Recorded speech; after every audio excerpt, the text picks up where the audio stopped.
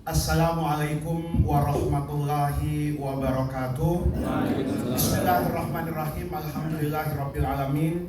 Wassalatu wassalamu ala asyrafil anbiya'i wal mursalin wa ala alihi wa sahbihi ajma'in. Amma ba'du. Saya hari ini duduk di samping dua orang sahabat saya. Yang satu adalah Prof. Asrarun Ni'am, yang kedua adalah Dubes Muhsin Syihab. Yang dari keduanya itu saya menikmati betul. Yang ada dalam benak pikiran saya hari ini, kalau nanti kita bisa membuat PKU angkatan baru, kemudian beliau berdua menjadi dosen, saya terpikir Pak, untuk menjadi peserta PKU angkatan selanjutnya ya. Karena saya menikmati betul dari kedua narasumber ini, dan saya memang tidak ingin berpanjang-panjang agar kenikmatan yang sedang saya rasakan itu tidak hilang begitu saja. Karena apa yang ingin saya sampaikan sebetulnya itu sudah tergambar betul dari kedua narasumber, dan itu mengingatkan saya kepada minggu lalu. Kebetulan minggu lalu ini saya sengaja memang tidak buat PowerPoint atau apapun, karena kata orang itu, orang yang suka bikin PowerPoint itu tandanya tidak punya power gitu ya. Jadi itu memang tradisi orang yang berlatar belakang seperti saya, itu kekuatannya tidak boleh diukur, Prof ya. Jadi kekuatan yang seperti ini itu kadang-kadang itu justru timbul lahir dari menjadi pendengar yang baik. Apa yang saya ingin sampaikan di hadapan teman-teman PKU hari ini, itu sejatinya bukan yang saya rencanakan untuk saya sampaikan. Tapi saya menikmati keduanya tadi, beliau berbicara. Saya kemarin itu dikasih kenikmatan sama Allah untuk jadi LO-nya PBNU, mendampingi Grand Sheikh Al-Azhar di Pullman.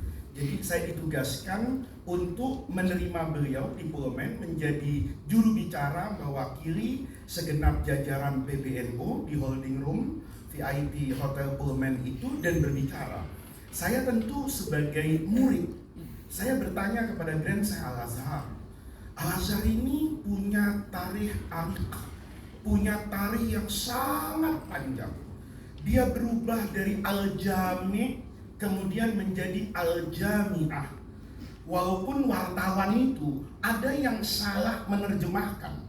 Begitu dia bertanya kepada saya struktur Al-Azhar, dia bayangkan Grand Sheikh itu rektor Al-Azhar. Bukan, kata saya. Beliau itu Syekhul Jami' Al-Azhar. Rupanya nggak tanya lagi sama saya. Dia searching di Google, Al-Jami' itu masjid.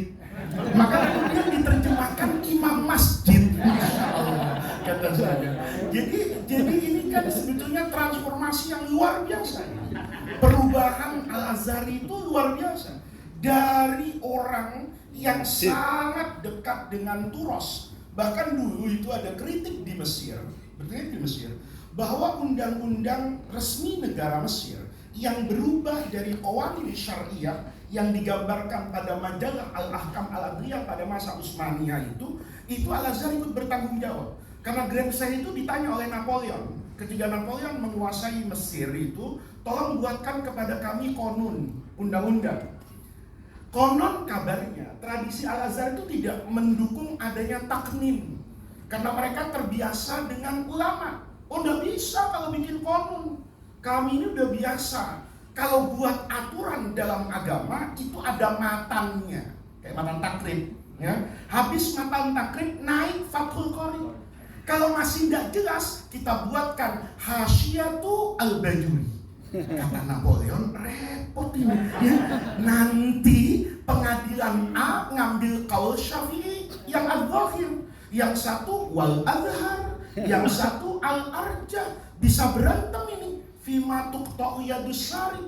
Kalaupun hukum Islam mengatakan setiap pencuri itu tangannya dipotong, tapi kan fikihnya berbeda-beda.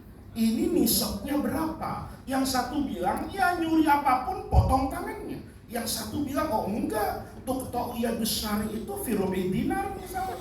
Nah, ini kalau kita lihat transformasi yang panjang, saya tanya kemarin sama Syekhul Azhar itu, Maulana kata saya, mengapa Al-Azhar itu bisa bertahan sampai hari ini?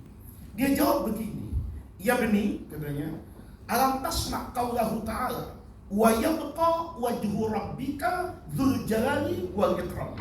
Yang bako, abadi, terpuji itu cuma Allah. Sementara semua ma'adallah itu selalu bisa kita terapkan di dalamnya an-naqdu, kritikan, al-i'adah, evaluasi.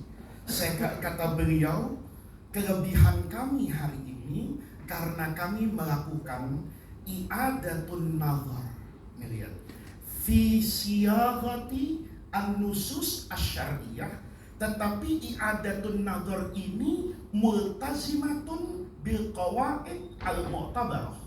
Ini saya banyak pakai bahasa Arab biar dipercaya ketua umum MUI. Nanti saya kalau tidak pakai bahasa Arab, Pak Dubes sama Prof Niam ini takut dikudeta jabatan saya. Baru 6 bulan ini rasanya nanti. Ini ketika saya dengarkan Grand Sheikh minggu lalu, itu saya menjadi terkesima dengan Pak Dubes tadi. Betapa idiom-idiom yang selama ini terdengar liberal, lepas dari norma dan nilai agama dan budaya bangsa, itu bisa diberikan makna yang luar biasa oleh beliau tadi. Betapa misalnya makna demokrasi liberal ketika kita berbicara tentang sesuatu yang boleh jadi baru 100 tahun lah ada dalam Islam, dalam masyarakat muslim, seperti misalnya kata Prof Niam tadi, nation state, misalnya negara bangsa, yang mungkin itu tidak dikenal sebelumnya. Kita di pesantren sampai hari ini itu masih membahas konsepnya ahlu dhimmah. Padahal ahlu dhimmah itu kan hanya penamaan yang merupakan juhdun akliyun basyariyun, yang dalam konteks tertentu itu mungkin sekarang itu dirasakan tidak lagi humanis, karena kemudian mendudukkan non-muslim itu seperti bangsa kelas 2. Itu yang kemudian misalnya ya, waktu ini saya pakai latar belakang sedikit ya, waktu NU ketika Munas beberapa tahun yang lalu itu mengembangkan diksi kafir dalam konteks sosial yang kemudian disalahpahami dan disalahartikan. Padahal dulu kita di Timur Tengah level seperti Prof Yusuf Qaradawi, Wahbah Zuhaili itu sering ditanya oleh wartawan, bagaimana seandainya diksi al-kafir ini kemudian kita ganti dengan ghairi al-muslimin, itu dalam konteks at-takhatub insani, dalam konteks komunikasi kemanusiaan, kebangsaan, bukan dalam konteks akidah. Akidah itu tetap, kita sering sekali kan dengan teman-teman non-muslim itu tetap mengatakan jalannya berbeda. Yang mungkin diberkahi ini kan saya anak-anak domba yang tersesat dalam pandangan sahabat-sahabat saya non-muslim. Sebagaimana saya mengatakan kepada teman-teman non-muslim, akhirat kita kan juga berbeda. Tetapi itu tidak kemudian menghilangkan konteks kemanusiaan sebagai sesama anak Adam. Nah, ini yang penting buat kita sekarang, itu adalah im'anun nazar fi nusus Al-Quran was sunnah. Kemudian ada siyagah hadithah, tetapi ini tidak boleh dilakukan oleh semua orang.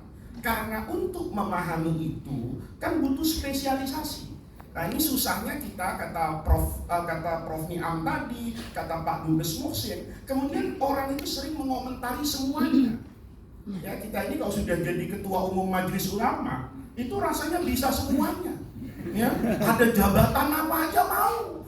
Nanti kalau dites fit and proper nggak lulus, marah-marah gitu loh. Ini Prof Niam sama saya kan pengalaman kita di fit and proper sama OJK.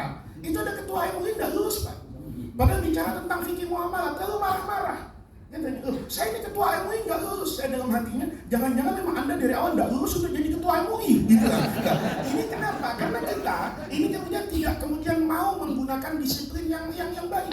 Im'anun nazar itu, kita i'adah siyagah itu multazimah bil qawaid. Ada kaidah yang harus kita patuhi. Ada ilmu usul fikih di situ, ada balaghah tadi yang diperankan dengan diplomasi yang baik, itu ada majas, ada hakiki, itu kan menggunakan muqtayatul asri yang seharusnya itu ke depan itu dijadikan dijadikan kesadaran bersama. Nah, kalau sudah seperti ini, rasanya kita bisa bertransformasi menjadi kota global. Mungkin ya kita berharap PKU itu bisa melahirkan fikih yang dengan kemasan yang baru. Ya, kalau sudah dibiayai oleh Pemda DKI, harusnya nanti PKU ini ke depan itu punya hasil karya ilmiah, misalnya fikih urban. Kaum urban ini bagaimana